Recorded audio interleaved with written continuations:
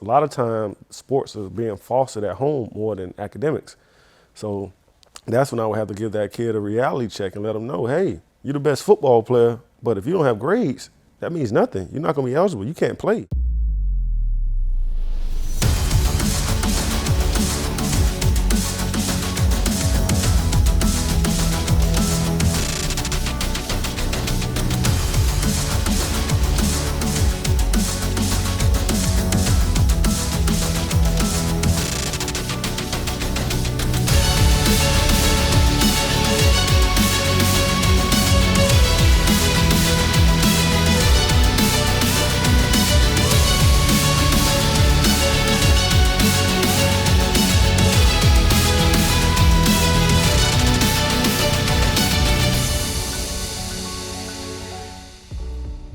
My name is Shipman, born and raised in South Florida, a former athlete.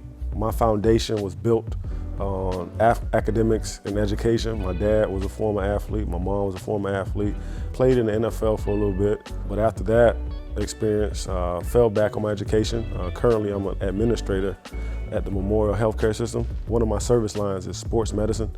I do business development, community outreach for that service line, and that's a little bit about me. Growing up, everywhere I went, as soon as I picked up a basketball and I was in any basketball setting where there were older adults, they were bringing up my dad. My dad played at Miami Jackson. He didn't have the grades, so he actually wasn't fortunate enough to play Division I basketball. He went to a junior college. And I think that's the reason he instilled education into me at a young age, because he didn't want the same thing to happen to me. And then my mom, former athlete herself, just as competitive, but she went on after her playing career to be an educator. So the combination of my parents' athletic background and my mom's focus on education laid the foundation for me. It's funny, I would come home with trophies, MVPs. They were more excited if I had straight A's. So just seeing the excitement in their eyes for education over sports kind of made me focus a little more than I would have naturally been in school, just from some of the rewards I would get when I brought home good grades. We're a very close-knit family, and I was fortunate enough to have both of them in the house as a kid. So they poured into me, and I'm nothing without them.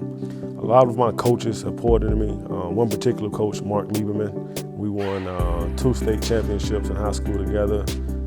So he's had a huge impact, man. Not only my athletic success, but just any success that I have today is always leaning back on some of the things he's taught me. When I think about it, I did good in school. Like I was the second player in University of Florida history to receive the SEC Scholar Athlete of the Year award. But I didn't know what I wanted to do. I was majoring in sports management, and it's the irony of now I'm working in sports.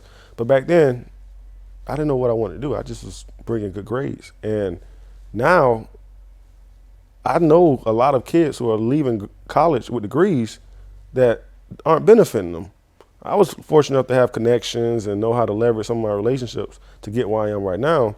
But had I picked up industry or a major that I knew from what the things I put in college could help me for the rest of my life, who knows what I would have been doing right now. So that's unfortunate. Just some of the degrees that we're pushing our athletes into. So just making it more aware, bringing more awareness to some of the careers and opportunities out there that athletes in particular are successful in. The intangible skills you learn from playing sports correlates over to anything you do over in life, and specifically in your career.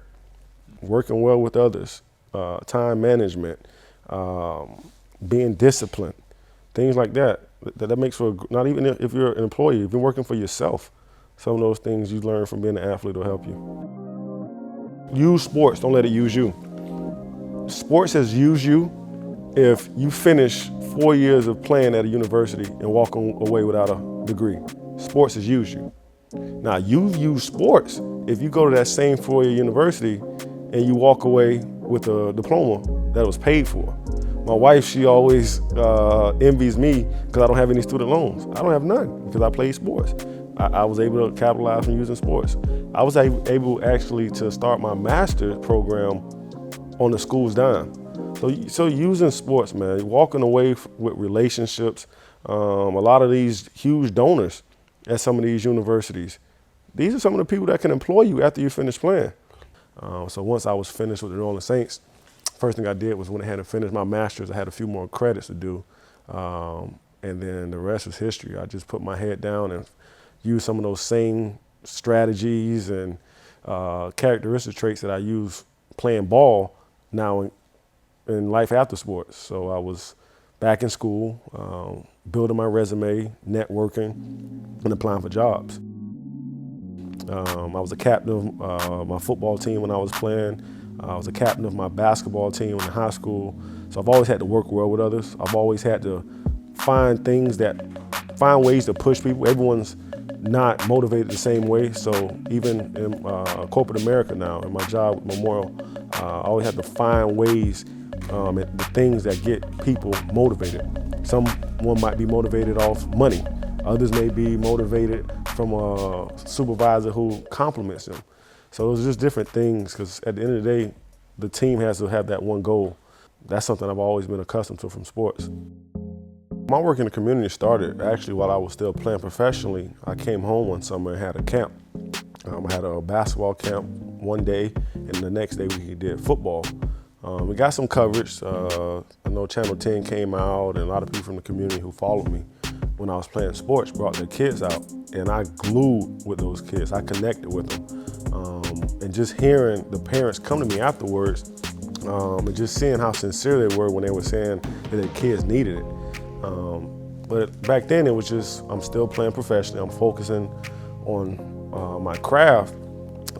This is just something I was doing for the summer. It wasn't until after I finished playing, I knew my career was done, that was the first thing I went back to.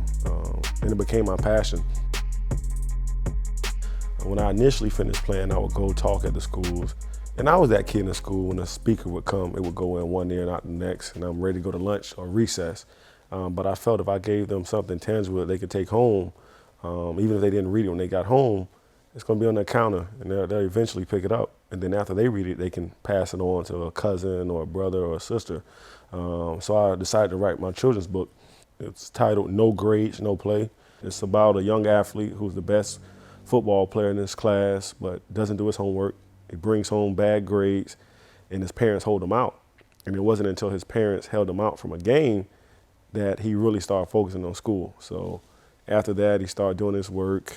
He came back to save the day. But it's a simple story with a huge message for young kids. I was intentional on the main character of the book being a brown boy. So when I would go into these schools and these young athletes would read it, the main character looked just like them, and they would relate to it. And even to this day, when I'm out there, I'll joke with a young kid and say, "Hey man, he got a Jason's the main character. Jason has a haircut just like you, man. Jason has shoes just like you, man." And they laugh. I've never really intended to make this like a monetary success. A lot of the success for me is just getting the books in the hands of young readers. So I've been able to partner with different organizations, companies who will sponsor a certain amount of books for me to give out to different schools. So a lot of time, sports is being fostered at home more than academics. So I wouldn't neglect athletics, because I'm a huge believer in some of the intangible skills and characteristic traits that sports builds. But you can't do anything without education. And it doesn't have to be the traditional education. College isn't for everyone, but you still have to know how to educate yourself.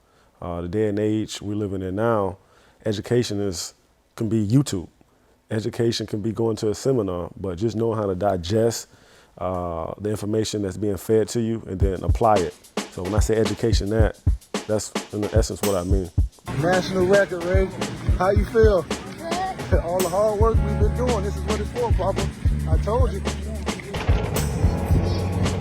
Say cheese. Too cool. So for me, I tell people all the time, even before I was in the role I'm in, I'll consider myself the richest man in the world. Success for me, my biggest success has been my family, being able to spend time with my family.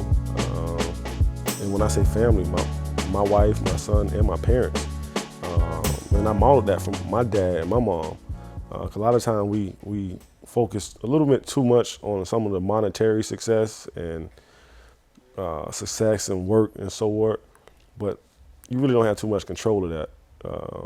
The success that I strive for and hold my hat to is things I can control and put it in perspective on what is making me happy. So that success of being able to provide for my family, being able to have a relationship with my son and my parents, and seeing my parents be able to have a relationship with my kids, that's success for me.